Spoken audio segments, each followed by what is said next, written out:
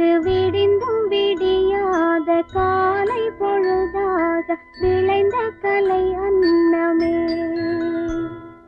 நதியில் விளையாடி கொடியின் தலை சீவி நடந்த இளம் தென்றலே.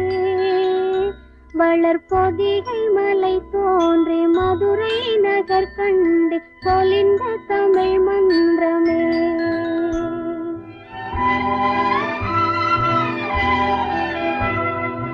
மலர்ந்து மலராத பாதி மலர் போல வளரும் விழி வண்ணமே.